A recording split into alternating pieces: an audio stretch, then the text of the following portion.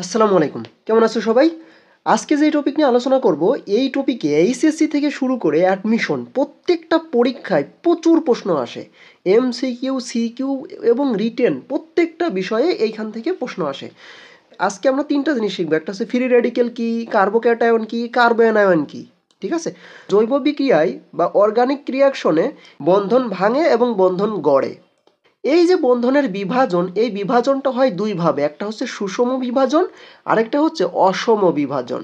তাহলে বন্ধনের এই বিভাজনটা হয় হচ্ছে দুই ভাবে, একটা সুষম আর একটা হচ্ছে অসম। প্রথমে আমরা দেখে নিই সুষম বিভাজনটা কি। জৈব যৌগের সুষম বিভাজনে যেই জিনিসটা ঘটে তার একটা এক্সাম্পল যদি আমরা দিই, মনে করো এখানে আমাদের কাছে একটা যৌগ আছে CH3, CH3।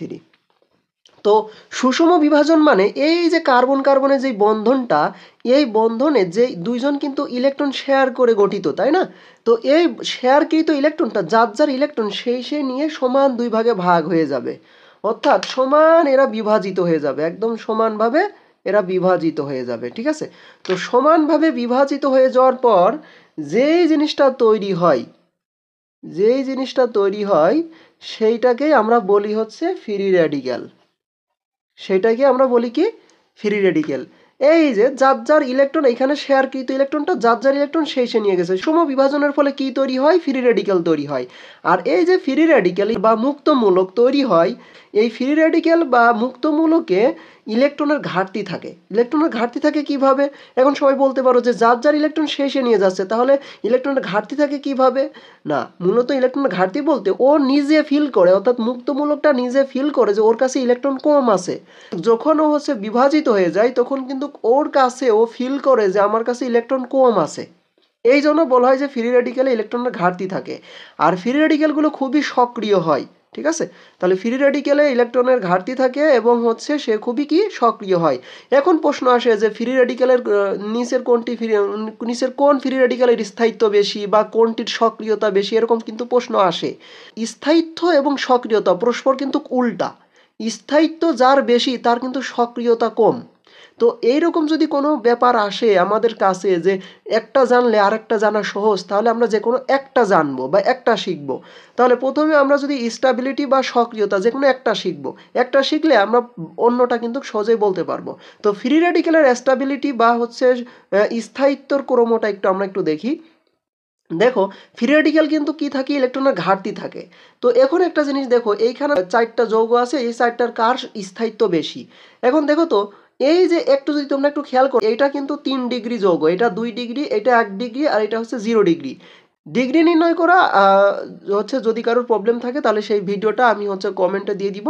তো ওই ভিডিওটা হচ্ছে তোমরা একটু দেখে নিও। তো এইখানে দেখো, এই যে কার্বন, এই কার্বনের সাথে দেখো হচ্ছে এখানে 3টা আর আছে। তো আর গ্রুপ কি করে? আর গ্রুপ কিন্তু ইলেকট্রন ডোনার গ্রুপ, এই কথাটা মনে রাখবা। আর হচ্ছে ইলেকট্রন ডোনার, আর হচ্ছে ইলেকট্রন ডোনার, আর গ্রুপ হচ্ছে ইলেকট্রন ডোনার। তো এইখানে দেখো 3টা আর আছে। তো 3টা আর, এই যে এই কার্বনে কিন্তু ইলেকট্রনের ঘাটতি আছে, কারণ এইটাই ফ্রি রেডিকেল বা মুক্তমূলক। তো এই কার্বনে ইলেকট্রনের ঘাটতি ছিল, কিন্তু এর সাথে যুক্ত আছে কয়টা আর গ্রুপ? 3টা আর গ্রুপ। তো আর গ্রুপ আবার কি করে? ইলেকট্রন দান করে, ইলেকট্রন ডোনার গ্রুপ। তাহলে 3টা আর মিলে এই কার্বনকে যদি ইলেকট্রন দেয়, কিছুটা করে দেয়, তাহলে এই কার্বনের ইলেকট্রনের ঘাটতি কি আগের মতো থাকবে? না, থাকবে না। দেখো, এখানে 3জন মিলে ইলেকট্রন এই কার্বনকে দিচ্ছে, এখানে কেউ দিচ্ছে না। তার মানে ইলেকট্রনের ঘাটতি সব থেকে বেশি কার? এর বেশি। আর যার ইলেকট্রনের ঘাটতি বেশি তার সক্রিয়তা বেশি। আর যার সক্রিয়তা বেশি হবে তার কি স্থায়িত্ব বেশি হবে? না। তাহলে আমি সহজেই বলতে পারি যে এই গ্রুপে, এই যে এইটাতে এই আর গ্রুপ 3টা থাকার কারণে 3জন মিলে কি ইলেকট্রন দিয়ে এর সক্রিয়তা কমায় দিচ্ছে, এর ইলেকট্রন ঘাটতি কমিয়ে দিচ্ছে। তার মানে এর স্থায়িত্ব বেশি। আর এখানে 2জন মিলে একে ইলেকট্রন দিচ্ছে, তার মানে এর স্থায়িত্ব আরেকটু কম, এর স্থায়িত্ব আরেকটু কম। আর এইখানে 1জন মিলে দিচ্ছে, তার মানে এর স্থায়িত্ব আরো কম, কারণ এর সক্রিয়তা আরেকটু বেশি হবে। আর এইটাই কেউ কোনো ইলেকট্রন ডোনার গ্রুপ নেই, তার মানে একে কেউ ইলেকট্রনের ঘাটতি পূরণ করাচ্ছে না। তার মানে এর সক্রিয়তা সবচেয়ে বেশি এবং এর স্থায়িত্ব সবচেয়ে কম। এবার আমরা আসি অসম বিভাজন। অসম বিভাজনে ক্যাটায়ন, কার্বনের ক্যাটায়ন এবং অ্যানায়ন তৈরি হয়। কেন? কারণ এইখানে যার যার ইলেকট্রন সেই নিয়ে যায় না। একজন হয় পুরোপুরি নিয়ে যায়, আর একজনকে হচ্ছে ইলেকট্রনের ঘাটতি রেখে যায়। ঠিক আছে, যেমন এখানে কার্বন আর ক্লোরিন দেখো, ক্লোরিনের তড়িৎ ঋণাত্মকতা কিন্তু অনেক বেশি, কার্বনের তুলনায় অনেক বেশি। তো ক্লোরিন কি করে, ক্লোরিন এই বন্ধন বিভাজনের সময় এই বন্ধনের ইলেকট্রনটা নিয়ে চলে যায়, আর কার্বন কি ইলেকট্রনের ঘাটতি থাকে, অর্থাৎ কার্বনের ক্যাটায়ন তৈরি হয়। তো এই কার্বনের ক্যাটায়নকে আমরা কি বলি, কার্বনিয়াম আয়নও বলে থাকি। তাহলে কার্বো ক্যাটায়নকে আমরা কি বলে থাকি, কার্বনিয়াম আয়নও বলে থাকি। তো এখন আমরা দেখব যে ক্যাটায়নে কি থাকে, ক্যাটায়নে ইলেকট্রনের ঘাটতি থাকে। তো ইলেকট্রনের ঘাটতি মানেই তো পজিটিভ চার্জ, তাই না? তো ক্যাটায়নে ইলেকট্রনের ঘাটতি থাকে। এখন আমরা এই যে কার্বো ক্যাটায়ন বা ক্যাটায়ন, এদের হচ্ছে স্থায়িত্ব দেখব। তো কার্বো ক্যাটায়নের স্থায়িত্বর দিক থেকে দেখো, কার্বো ক্যাটায়নে ইলেকট্রনের ঘাটতি থাকে, আবার ফ্রি রেডিক্যালেও ইলেকট্রনের ঘাটতি থাকে।